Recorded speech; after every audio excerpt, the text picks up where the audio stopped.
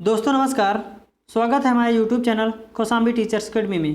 दोस्तों आज EVS pedagogy की ये 11वीं क्लास है। अगर आप इसके पहले की क्लासेस ना देखे हों तो प्लेलिस्ट में जाएं और सभी क्लासेस देख लें, क्योंकि सारी क्लासेस सीटेड सिलेबस के अनुसार चैप्टर वाइज हैं। यदि आप सारी क्लासेस देख लेंगे तो आने वाले आगे के सभी प्रश्नों को हल करने में आसानी होगी। दोस्तों वीडियो शुरू करने से पहले ये कहना चाहूँगा कि यदि आप इस चैनल पर नए हैं तो हमारे चैनल को लाइक और सब्सक्राइब जरूर कर लें, ताकि रोज़ाना की अपडेट आपको मिल सके। तो दोस्तों आइए आज की क्लास शुरू करते हैं। दोस्तों यहाँ पे 13वां क्वेश्चन तक हम पिछली क्लास में बातें कर चुके हैं। अब आज 14वां क्वेश्चन से स्टार्ट करते हैं। तो 14वां क्वेश्चन कह क्या रहा है देखते हैं। 14वां क्वेश्चन कह रहा है, एक विज्ञान शिक्षक के दृष्टिकोण से किस स्तर पर औपचारिक मूल्यांकन नहीं होना चाहिए। यानी एक विज्ञान शिक्षक के दृष्टिकोण से, यदि आप विज्ञान के शिक्षक हैं या विज्ञान के शिक्षक के दृष्टिकोण से आप देख रहे हैं, तो एक विज्ञान शिक्षक के दृष्टिकोण से किस स्तर पर औपचारिक मूल्यांकन नहीं होना चाहिए। प्राथमिक स्तर पर नहीं होना चाहिए, या उच्च प्राथमिक स्तर पर नहीं होना चाहिए, या माध्यमिक स्तर पर नहीं होना चाहिए, या उच्च माध्यमिक स्तर पर नहीं होना चाहिए। तो किसके अनुसार विज्ञान शिक्षक के दृष्टिकोण से किस स्तर पर औपचारिक मूल्यांकन नहीं होना चाहिए। तो जो औपचारिक मूल्यांकन होता है वो प्राथमिक स्तर पर नहीं होना चाहिए। तो हमारा 14वें का हमारा ऑप्शन नंबर 1 सही हो जाएगा। उसके बाद 15वां क्वेश्चन कह रहा है, सतत एवं व्यापक मूल्यांकन का अर्थ है। सतत एवं व्यापक मूल्यांकन का अर्थ क्या होता है। पहला ऑप्शन दिया गया है अध्यापकों का विद्यालय आधारित मूल्यांकन करना, या दूसरा ऑप्शन है विद्यालय आधारित मूल्यांकन जिसमें बाल विकास के सभी पहलू शामिल हैं, या तीसरा ऑप्शन है शिक्षार्थियों का विद्यालय आधारित मूल्यांकन, या चौथा ऑप्शन है विद्यालय आधारित मूल्यांकन जिसमें अध्यापक और बालक के विकास के सभी पहलू शामिल हैं। तो ये क्या कह रहा था क्वेश्चन, सतत एवं व्यापक मूल्यांकन का अर्थ क्या होता है, इसमें आपको छांट के बताना है। तो सतत एवं व्यापक मूल्यांकन का अर्थ होता है जो विद्यालय आधारित मूल्यांकन जिसमें बाल विकास के सभी पहलू शामिल होते हैं, वो सतत एवं व्यापक मूल्यांकन के अंतर्गत आता है। तो 15वें का हमारा ऑप्शन दूसरा सही हो जाएगा। उसके बाद 16वां क्वेश्चन क्या कह रहा है, पर्यावरण अध्ययन के शिक्षण में मूल्यांकन का उद्देश्य क्या होता है। यानी पर्यावरण अध्ययन के शिक्षण में मूल्यांकन का मुख्य रूप से क्या उद्देश्य होता है। तो उद्देश्य क्या होता है, पहला दिया है ए नंबर विश्वसनीय जानकारी, दूसरा अधिगम प्रक्रिया में सुधार, तीसरा दिया है पाठ्य वस्तु की उपयुक्तता की जांच। तो कौन कौन सी इंपॉर्टेंस है आप इसमें देख करके आप इसमें ऑप्शन दिया है केवल ए, केवल बी, के ए बी, या ए बी और सी तीनों। तो इसमें कौन सा सही हो जाएगा। तो इसमें हमारा 16वें का ऑप्शन हो जाएगा विश्वसनीय जानकारी भी होता है, अधिगम प्रक्रिया में सुधार भी होता है, पाठ्य वस्तु की उपयुक्तता की जांच भी हो जाती है। किससे, पर्यावरण अध्ययन के शिक्षण में मूल्यांकन का उद्देश्य ये तीनों होता है। तो हमारा जिस ऑप्शन में तीनों होगा वही ऑप्शन सही हो जाएगा। तो हमारा चौथे में ए बी और सी तीनों दिया है, तो यही हमारा आंसर हो जाएगा। 16वें का ऑप्शन चौथा सही है। उसके बाद 17वां क्वेश्चन कह रहा है, पर्यावरण की कक्षा में रूपात्मक आकलन के कार्य में निम्नलिखित में से कौन सा शामिल है। यानी पर्यावरण की कक्षा में रूपात्मक आकलन के कार्य में निम्न में से कौन सा शामिल है। ए, पाठ में दी गई महत्वपूर्ण शब्दावली की भाषा की व्याख्या करना, बी, दिए गए प्रयोगात्मक क्रियाकलापों को पूरा करना और उसके अवलोकन को दर्ज करना, या तीसरा दिया है सी नंबर, दिए गए प्रयोगात्मक प्रारूप के चिन्हांकन करना व आरेख बनाना। तो इसमें कौन कौन सा सही है। तो इसमें दिया गया है ए बी सही है, कि ए सी सही है, कि बी सी सही है, कि ए बी और सी तीनों सही है। तो 17वें का हमारा जो हो जाएगा, ये इसमें जो तीनों दिए गए हैं पाठ में दी गई, पहले क्वेश्चन देख लेते हैं फिर इसके बाद समझते हैं। पर्यावरण अध्ययन की कक्षा में रूपात्मक आकलन के कार्य में निम्नलिखित में से कौन सा शामिल है। रूपात्मक आकलन जो होता है वो क्लास के चलते वक्त ही होता है। तो इसमें देखते हैं, पाठ में दी गई महत्वपूर्ण शब्दावली की परिभाषा की व्याख्या करना, हाँ आप कर सकते हैं, ये सही है। दिए गए प्रयोगात्मक क्रियाकलापों को पूरा करना और उसके अवलोकन करना, ये भी सही होता है। क्रियाकलाप जो आप दिए गए हैं उसका अवलोकन करके आप उसका उसमें अवलोकन करके मामला दर्ज कर सकते हैं, तो ये भी सही है। सी नंबर, दिए गए प्रयोगात्मक प्रारूप के चिन्हांकन करके आरेख बनाना, ये भी आप कर सकते हैं। तो ये हमारा ए बी और सी तीनों सही हो जाएगा। तो ऑप्शन नंबर 4 हमारा सही हो जाएगा। 17वें का 4 हमारा सही हो जाएगा। उसके बाद 18वां क्वेश्चन कह रहा है, प्राथमिक स्तर पर पर्यावरण अध्ययन के आकलन में निम्नलिखित में से कौन सा संकेत उपयुक्त है?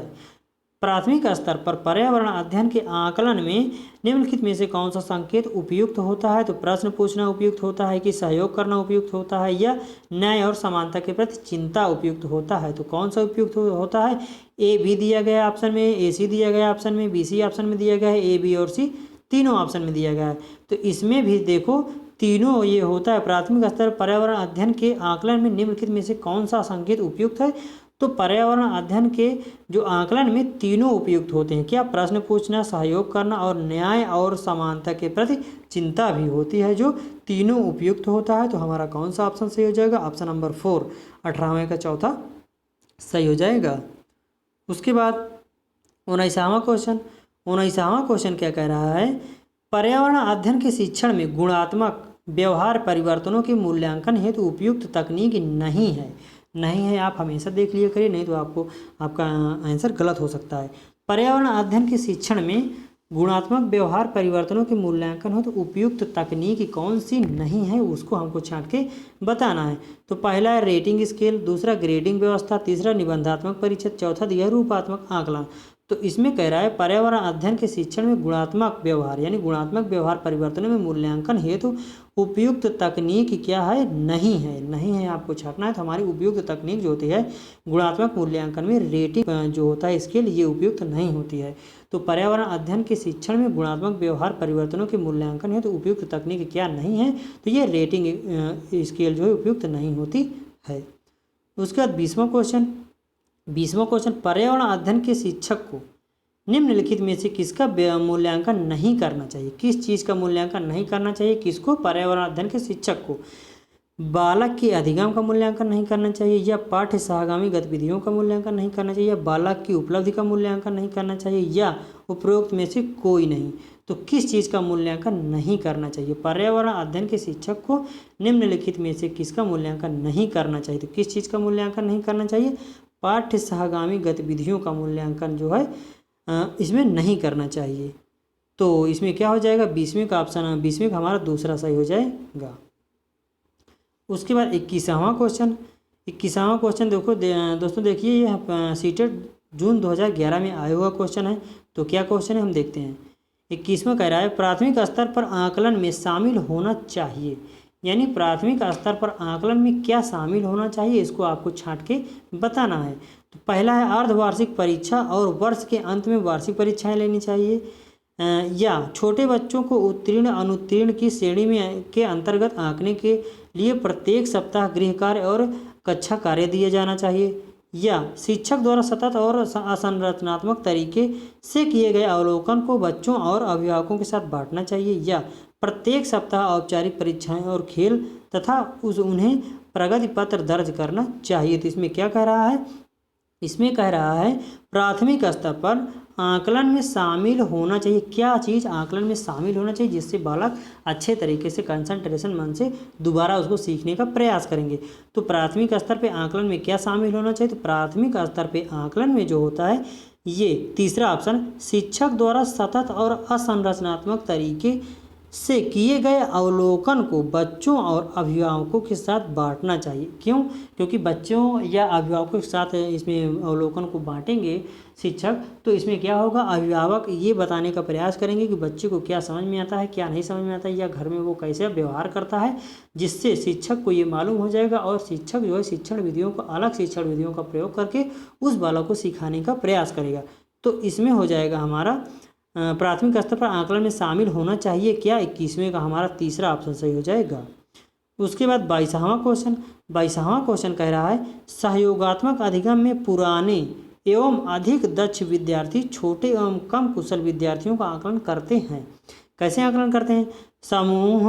समूहों में द्वंद्व, दूसरा गहन प्रतियोगिता, तीसरा उच्च उपलब्धि और स्वगरिमा, चौथा उच्च नैतिक विकास। किसमें? इसमें क्वेश्चन पढ़िए। सहयोगात्मक अधिगम में पुराने एवं अधिक दक्ष विद्यार्थी छोटे एवं कम कुशल विद्यार्थियों का आकलन कैसे करते हैं या करते हैं? तो इसमें 22वां का हमारा आंसर हो जाएगा, आंसर नंबर 3। कैसे? उच्च उपलब्धि और स्वगरिमा के द्वारा वो आकलन करते हैं। तो 22वां का तीसरा ऑप्शन सही हो जाएगा। उसके बाद दोस्तों जिसमें एक्सप्लेन करने का ज़रूरत पड़ती है उसी को हम करते हैं। जो छोटे छोटे होते हैं उसको आप तो खुद ही स्वयं ही आप समझ सकते हैं, तो टाइम बचाने के लिए हम उसका ज़्यादा एक्सप्लेन नहीं करते हैं, आप समझ सकते हैं। उसके बाद 23वां क्वेश्चन है। 23वां क्या कह रहा है, प्राथमिक स्तर पर पर्यावरण अध्ययन में रचनात्मक आकलन डैश को शामिल नहीं करता। इसमें निगेटिव शब्द छापना है आपको। प्राथमिक स्तर पर पर्यावरण अध्ययन में रचनात्मक आकलन डैश को शामिल नहीं करता। क्या नहीं करता?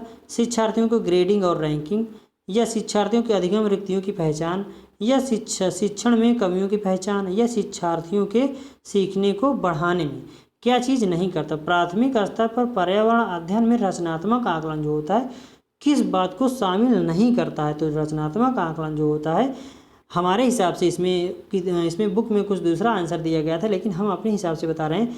प्राथमिक स्तर पर पर्यावरण अध्ययन में रचनात्मक आकलन जो किसको शामिल नहीं करता, तो हमारे हिसाब से ग्रेडिंग एवं रैंकिंग को शामिल नहीं करता। क्यों? क्योंकि ग्रेडिंग और रैंकिंग के द्वारा बालक में जो हीन भावना उत्पन्न हो जाएगी और सीखने से वो अपने हिसाब से सीखने में अरुचि उत्पन्न हो जाएगी और बालक सीखने में वो तकराने लगेंगे। तो हमारा प्राथमिक स्तर पर्यावरण अध्ययन में रचनात्मक आकलन को शामिल नहीं करता, शिक्षार्थियों को ग्रेडिंग और रैंकिंग को शामिल नहीं करता है। इसके बाद ये सभी चीज़ें शिक्षार्थियों के सीखने को बढ़ाने में शामिल करता है। कमियों की पहचान रचनात्मक आकलन के द्वारा किया ही जाता है। शिक्षार्थियों के अधिगम रिक्तियों की पहचान भी किया जाता है, यही चीज़ नहीं किया जाता है। तो 23वां का पहला ऑप्शन सही हो जाएगा। उसके बाद 24वां क्वेश्चन, नेहा कक्षा 5 के ईवीएस विषय में नीचे दी गई मूल्यांकन तकनीक का प्रयोग करती है। कौन कौन सी तकनीक हैं उसको हम पढ़ते हैं। ए, हस्तसिद्ध क्रियाकलापों का मूल्यांकन करना, बी, गृह कार्य का मूल्यांकन करना, सी, परियोजना कार्य का मूल्यांकन करना, डी, मौखिक परीक्षा का मूल्यांकन करना। तो ये दिया गया है। उसके बाद ऑप्शन दिए गए हैं, नीचे दिए गए तकनीकों का कौन सा युगल अधिक वस्तुनिष्ठ मूल्यांकन देता है। वस्तुनिष्ठ होता है, मान लीजिए बहुविकल्पीय मूल्यांकन, जिस मूल्यांकन में मान लीजिए कि जो नंबर जो बच्चे पाते हैं उसमें कम ज़्यादा का ज़्यादा फर्क नहीं पड़ता है। यानी वस्तुनिष्ठ प्रश्न ऐसे होते हैं, जैसे बहुविकल्पीय जो प्रश्न होते हैं वो वस्तुनिष्ठ प्रश्न होते हैं। उसमें यदि पहले का सी सही है तो वो पहले का सी सही होगा सभी बच्चों का। उसमें अगर कोई भी जो शिक्षक होता है वो नंबर जल्दी से काटने का उसको उसमें नहीं काट सकता है। तो वह ये नीचे दिए गए तकनीकी का कौन सा युगल अधिक वस्तुनिष्ठ मूल्यांकन दे सकता है। तो वस्तुनिष्ठ मूल्यांकन कौन कौन दे सकते हैं, तो इसमें आपको छांट के बताना है। तो 24 के में देखिए कौन कौन से मूल्यांकन जो क्या कर रहे हैं, अधिक वस्तुनिष्ठता दे रहे हैं। तो इसमें देखिए बी नंबर गृह कार्य का मूल्यांकन, और सी क्या कह रहा है, परियोजना कार्य का मूल्यांकन। इन दोनों मूल्यांकन में जो होता है क्या, वस्तुनिष्ठता का मूल्यांकन किया जा सकता है। तो नीचे दिए गए तकनीकों का कौन सा युगल जो है अधिक वस्तुनिष्ठता मूल्यांकन दे सकता है। तो गृह कार्य का मूल्यांकन और परियोजना कार्य का मूल्यांकन अधिक वस्तुनिष्ठता दे सकता है। तो बी और सी हमारा पहले नंबर ऑप्शन में सही है, तो यही हमारा ऑप्शन सही हो जाएगा। तो हमारा 24वां का पहला ऑप्शन सही हो जाएगा। उसके बाद दोस्तों अगला है 25वां क्या कह रहा है, निम्नलिखित में से कौन सा पर्यावरण की कक्षा में रूपात्मक आकलन का समुचित कार्य नहीं है। तो इसमें नेगेटिव शब्द आपको छांटना है। तो ऑप्शन देखते हैं हम, पाठ में दी गई महत्वपूर्ण शब्दावली की परिभाषा की व्याख्या करना, या दिए गए प्रयोगात्मक क्रियाकलापों को पूरा करना और उनके अवलोकन को दर्ज करना, या तीसरा ऑप्शन दिया गया है दिए गए प्रयोगात्मक प्रारूप के चिन्हांकन वाले आरेख बनाना, ये जल प्रदूषण की हानियों के बारे में चर्चा करना। तो इसमें 25वां का हमारा सबसे ज़्यादा आंसर सही हो जाएगा। निम्नलिखित में से कौन सा पर्यावरण की कक्षा में रूपात्मक आकलन का समुचित कार्य जो निगेटिव, देखिए अभी हम ही पॉजिटिव छांटने जा रहे थे, निगेटिव यानी नहीं पूछ रहा है।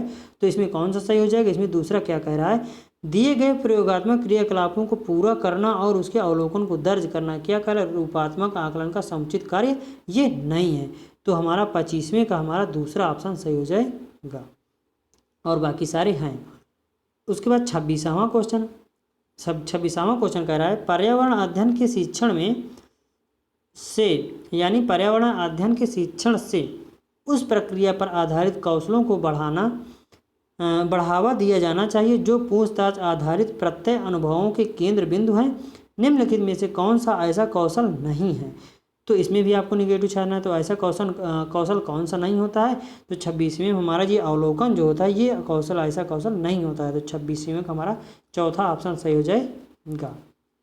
उसके बाद 27वां क्वेश्चन कह रहा है शिक्षार्थियों का आकलन करते समय पर्यावरण अध्ययन की शिक्षिका को निम्नलिखित में से क्या नहीं करना चाहिए। निगेटिव इसमें भी छांटना है, क्या नहीं करना चाहिए।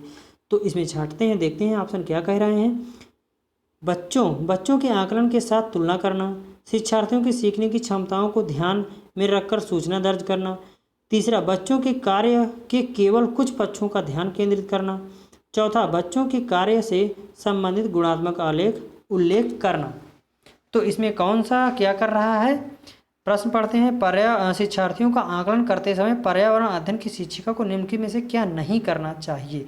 तो इसमें से क्या नहीं करना चाहिए, तो इसमें ये जो ऑप्शन दिया गया है तीसरा, बच्चों के कार्य को केवल कुछ पक्षों का ध्यान केंद्रित करना, ये कार्य नहीं करना चाहिए। केवल हम बता चुके हैं नेगेटिव टैग वर्ड होता है, उसके हिसाब से भी आंसर लगा सकते हैं। और शिक्षिका को जो बच्चों के कार्य के केवल कुछ पक्ष, यानी आपको हम बताएंगे सभी पक्षों का मूल्यांकन किया जाता है बच्चों को, तो ये केवल कुछ पक्षों का मूल्यांकन कर रही हैं, तो यही हमारा ऑप्शन, यही चीज़ शिक्षिका को नहीं करना चाहिए। तो ये क्या है, 27वें का हमारा तीसरा ऑप्शन सही हो जाएगा। उसके बाद 28वां क्वेश्चन देखते हैं। 28वां क्वेश्चन क्या कह रहा है, दिए गए प्रश्न को ध्यान से पढ़िए। क्या आपने अपने घर या स्कूल के आसपास जानवर देखे हैं जिनके छोटे बच्चे हैं? अपनी नोटबुक में उनके नाम लिखिए। ये एक शिक्षिका या शिक्षक क्लासरूम में बोल रहे हैं बच्चों से कि क्या आपने अपने घर या स्कूल के आसपास जानवर देखे हैं जिनके छोटे छोटे बच्चे हैं? अपनी नोटबुक में उन पक्षियों का या उन जानवरों का नाम लिखिए। तो इसमें इस प्रश्न के माध्यम से किस प्रकरण कौशल का आकलन किया गया है? तो इसमें वर्गीकरण एवं चर्चा का आकलन किया गया है, या परिकल्पना एवं प्रयोग करना, या न्याय के लिए सरोकार करना, या अवलोकन एवं रिकॉर्डिंग करना। तो इसमें जो दिया गया है दूसरा ऑप्शन दिया गया है परिकल्पना एवं प्रयोग करना। जब बच्चों से ऐसे प्रश्न पूछे जाएंगे कि आप अपने स्कूल में, उसी स्कूल के पास या घर में ऐसे जानवर देखे हैं जिनके छोटे छोटे बच्चे हैं, तो क्या करेंगे बच्चे जो है, तो इसमें क्या करें, इस प्रश्न में किस प्रकरण कौशल को शामिल किया गया? तो इस प्रकरण में परिकल्पना कौशल एवं प्रयोग करने को शामिल किया गया। क्यों? बच्चे कल्पना करेंगे कि कौन कौन सा जानवर हम देखे हैं जिनके छोटे बच्चे होते हैं, और वो प्रयोग के माध्यम से जाएंगे, उनको देखेंगे, अवलोकन करेंगे। तो इसमें कौन सा कौशल शामिल किया गया है? परिकल्पना एवं प्रयोग करना कौशल शामिल किया गया है। तो ऑप्शन हमारा 28वां का दूसरा सही हो जाएगा। उसके बाद 29वां क्वेश्चन कह रहा है, 29वां क्वेश्चन, निम्नलिखित प्रश्नों को पढ़िए, यानी नीचे लिखे गए प्रश्नों को पढ़िए। पहला दिया गया है, मैंने क्रियाकलाप की योजना कितनी अच्छी बनाई। ठीक, या इसको शिक्षक कह रहा है या विद्यार्थी कह रहा है, कोई भी इसको कह सकता है। मैंने क्रियाकलाप की योजना कितनी अच्छी बनाई। फिर बी में, मैंने योजना का अनुसरण कितना अच्छा किया। इसके बाद तीसरे में, मेरी शक्तियाँ क्या थी। फिर चौथे में, मुझे समुचित कठिन क्या लगा। तो ये चार आपको कथन दिए गए हैं। उसके बाद इसमें अगले में प्रश्न दिया गया होगा, ये दिया है, ऊपर दिए गए 4 प्रश्नों के उत्तर में होगा क्या? ऊपर दिए गए 4 प्रकार के प्रश्नों के उत्तरों से क्या होगा? बच्चों और शिक्षकों दोनों का स्व आकलन होगा, या शिक्षक द्वारा समग्र आकलन होगा, या बच्चों का स्व आकलन होगा, या शिक्षार्थियों का स्व आकलन हो, या शिक्षकों का स्व आकलन होगा। तो इसमें क्या होगा, तो इसको देख लेते हैं। आंसर तो हम यही कर सकते हैं, लेकिन इसमें आपको समझाना जरूरी होता है। मैंने क्रियाकलाप की योजना बनाई, यानी शिक्षक भी बना सकता है, विद्यार्थी भी बना सकता है। मैंने क्रियाकलाप की योजना कितनी अच्छी बनाई, तो ये भी बात सही है, ये शिक्षक और शिक्षार्थी दोनों कर सकते हैं। मैंने योजना का अनुसरण कितना अच्छा किया, इसमें भी शिक्षक और शिक्षार्थी दोनों कर सकते हैं। मेरी शक्तियाँ क्या थी, इसमें भी बच्चे और जो शिक्षक होते हैं अपने हिसाब से समझ सकते हैं। मुझे समुचित कठिन क्या लगा, बालक अगर कुछ प्रश्न हल कर रहा होगा तो उसको कठिन लगा होगा।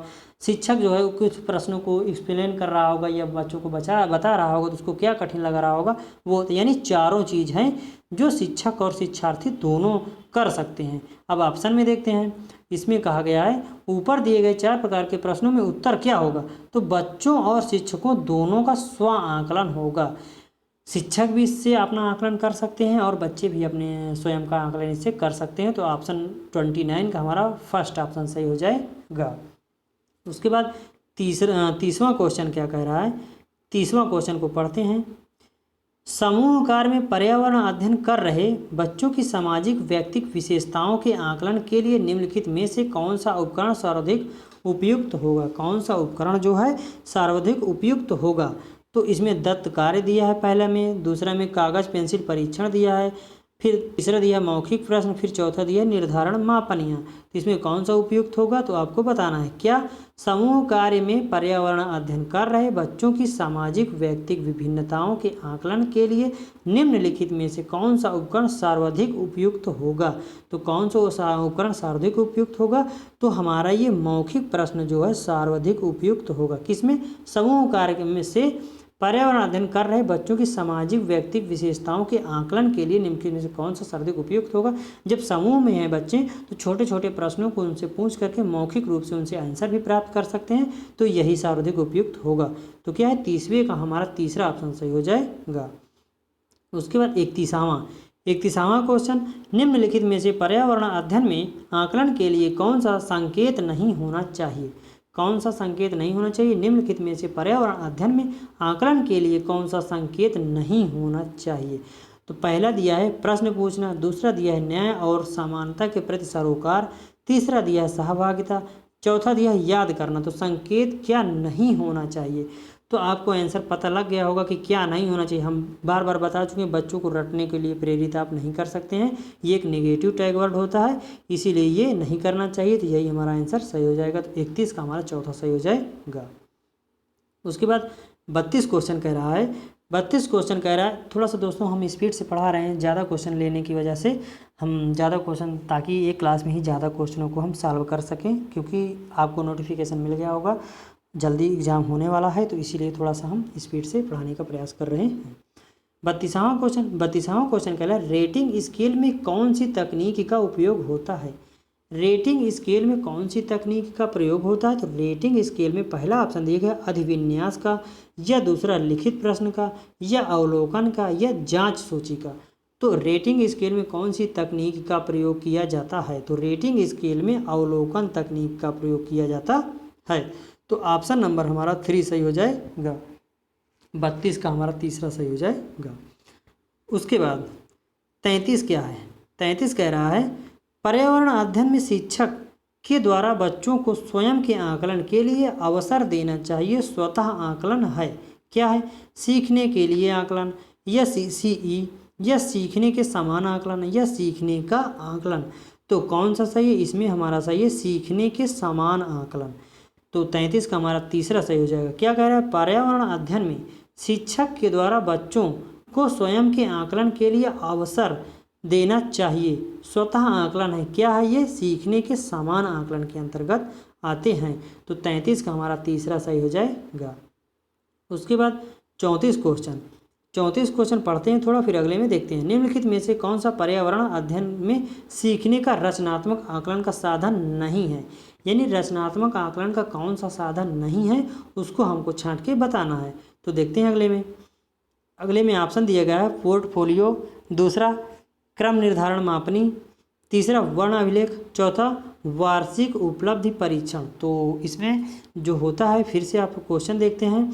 क्वेश्चन दिया गया है, निम्नलिखित में से कौन सा पर्यावरण अध्ययन में रचनात्मक आकलन का साधन नहीं है, किसके द्वारा रचनात्मक आकलन नहीं किया जाता है, तो वही हमको बताना है। तो इसमें जो है रचनात्मक आकलन ऊपर के तीनों में किया जाता है, पोर्टफोलियो में किया जाता है, क्रम निर्धारण मापनी के द्वारा भी किया जाता है, वर्ण अभिलेख के द्वारा भी रचनात्मक आकलन किया जा सकता है। लेकिन वार्षिक उपलब्धि प्रणाली जो होती है, वर्ष के अंत में ये परीक्षा होती है, इसमें हम रूपात्मक आकलन नहीं कर सकते हैं। तो यही हमारा सही हो जाएगा। तो 34 का ऑप्शन हमारा 4 सही हो जाएगा। उसके बाद 35 क्या कह रहा है, 35 कह रहा है, निम्नलिखित में से क्या EVS में आकलन का एक व्यापक संकेत नहीं है। नेगेटिव इसमें भी छाटना है। निम्नलिखित में से क्या EVS में आकलन का एक व्यापक संकेत नहीं है। पहला ऑप्शन दिया है समानता के प्रति सरोकार, दूसरा ऑप्शन दिया है अवधारणा मानचित्र, तीसरा सहयोग, चौथा न्याय के प्रति सरोकार। तो कौन सा ऑप्शन हमारा सही हो जाएगा, ऑप्शन नंबर 2 देखिए, अवधारणा मानचित्र। निम्नलिखित में से क्या EVS में आकलन का एक व्यापक संकेत नहीं है। अवधारणा मानचित्र जो व्यापक संकेत नहीं है, बाकी सारे व्यापक संकेत हैं। न्याय के प्रति सरोकार ये व्यापक है, सहयोग व्यापक है, समानता व्यापक है। क्या व्यापक नहीं है? तो निम्नलिखित में से क्या ईवीएस में आकलन का एक व्यापक संकेतक नहीं है? तो ये अवधारणा मानचित्र हो जाएगा। इसमें 35 का दूसरा ऑप्शन सही हो जाएगा। उसके बाद 36 नंबर क्या कह रहा है? 36 नंबर कह रहा है पुनीत ने अपनी कक्षा 5 के शिक्षार्थियों को मानव शरीर की एक रूपरेखा दी और उन्हें भोजन विषय पढ़ाने से पहले पाचन तंत्र को पढ़ाने को कहा, पाचन तंत्र बनाने को कहा। पुनीत चाहता था, यानी पुनीत नाम का एक शिक्षक है। पुनीत ने अपनी कक्षा 5 के शिक्षार्थियों को मानव शरीर की एक रूपरेखा दी और उन्हें भोजन विषय पढ़ाने से पहले पाचन तंत्र को बनाने को कहा। पुनीत क्या चाहता था? तो इसमें देखिए ऑप्शन दिए गए हैं। अच्छे ड्राइंग कौशलों वाले शिक्षार्थियों की पहचान करना, दूसरा पाचन की प्रक्रिया पर शिक्षार्थियों का मूल्यांकन करना, या तीसरा दिया है परीक्षण करना कि शिक्षार्थियों नामांकित आरेख बना सकता है, चौथा पाचन से संबंधित शिक्षार्थियों के विचारों को प्राप्त करना। तो इसमें एक ऑप्शन में कहा गया है कि पुनीत ने अपनी कक्षा 5 के शिक्षार्थियों को मानव शरीर की एक रूपरेखा दी और उन्हें भोजन विषय पढ़ाने से पहले पाचन तंत्र को बनाने को कहा। पुनीत क्या चाहता था? तो पुनीत क्या चाहता था? तो इसमें चौथे ऑप्शन दिए कि देखिए क्या कहा गया है, पाचन से संबंधित शिक्षार्थियों के विचारों को जानना। जैसे आप मानव शरीर का दे दिए, उसको बच्चे जब पाचन तंत्र को बनाएंगे तो उसको कुछ ना कुछ उनको मालूम होगा कि पाचन तंत्र कैसा होता है, कैसे कैसे इसमें क्रिया प्रतिक्रिया होती है। तो उससे पहले जो बालक जो है अपने दिमाग लगाकर उसको समझने का प्रयास करेंगे। तो यही है, पाचन से संबंधित शिक्षार्थियों के विचारों को प्राप्त करेंगे। उससे संबंधित 2-4 क्वेश्चन ले लेंगे तो बच्चे अपने अपने विचार प्रस्तुत करेंगे। तो यही हमारा, उससे पढ़ाने से पहले सभी बच्चे पाचन तंत्र के बारे में थोड़ा सा सृजनात्मक क्षमता के माध्यम से सोचने समझने की क्षमता उनमें आने लगेगी। और जब शिक्षक जो है उस के बारे में पढ़ाना स्टार्ट करेगा तो बच्चे अच्छे तरीके से उसको समझेंगे। तो क्या हो जाएगा, पुनीत ने अपनी कक्षा 5 के शिक्षार्थियों को मानव शरीर की एक रूपरेखा दी और उन्हें भोजन विषय पढ़ाने से पहले पाचन तंत्र को पढ़ाने को कहा। पुनीत क्या चाहता था? तो पुनीत यही चाहता था, पाचन से संबंधित शिक्षार्थियों के विचारों को जानना या प्राप्त करना चाहता था। थोड़ा सा एक्सप्लेन करने में थोड़ा सा टाइम लग जाता है दोस्तों, लेकिन आप थोड़ा सा जब आप इसको सॉल्व करेंगे तो आपको टाइम नहीं लगेगा, क्योंकि समझाना हमारा काम। जब आपको समझ में नहीं आ जाएगा तो मतलब क्या रह जाएगा, हम आंसर बताते चले जाएंगे। उसके बाद 37वां क्वेश्चन क्या कह रहा है? 37वां क्वेश्चन कह रहा है निम्नलिखित में से किस आकलन का पर्यावरण अध्ययन की कक्षा में विद्यार्थियों द्वारा आनंद लिया गया है? पेपर पेंसिल परीक्षण, या मौखिक प्रश्न, या पेपर पेंसिल परीक्षण की प्रतिपुष्टि, या पोर्टफोलियो द्वारा आकलन। किस आकलन में जो है निम्नलिखित में से किस आकलन का पर्यावरण अध्ययन की कक्षा में विद्यार्थियों द्वारा आनंद लिया गया है? तो इसमें आपको छांट के बताना है। तो जो मौखिक प्रश्न होते हैं यदि बच्चों से पूछे जाएंगे तो बच्चे ज़्यादा सक्रियता से उसमें उत्तर देने का प्रयास करते हैं। तो ये पर्यावरण अध्ययन की कक्षा में विद्यार्थियों द्वारा अधिक आनंद इसमें प्राप्त होगा, तो मौखिक प्रश्न में वो आनंद प्राप्त करेंगे। तो 37वां का दूसरा ऑप्शन हमारा सही हो जाएगा। उसके बाद 38वां क्वेश्चन क्या कह रहा है? 38वां क्वेश्चन कह रहा है निम्नलिखित में से कौन सा ईवीएस के आकलन का सूचक हो सकता है? अवलोकन, सहयोग, याद स्मृति, या प्रत्याहन। तो इसमें से क्या हो सकता है? इसमें दिया गया है 1, 3 और 4, 2, 3 और 4, 3 और 4 और 1 और 2। तो इसमें क्या हो सकता है? 38 में हमारा 1 और 2 जो दिया गया है ये सही है। पहला अवलोकन, दूसरा क्या दिया है? सहयोग। क्या निम्नलिखित में से ईवीएस के आकलन का सूचक ये हो सकता है? क्या अवलोकन और सहयोग? तो ऑप्शन नंबर 4 हमारा सही हो जाएगा, जिसमें 1 और 2 दिया गया है। तो 38 का हमारा चौथा सही है। उसके बाद 39 क्या कह रहा है? 39वां क्वेश्चन करें ईवीएस में आकलन का संकेत है।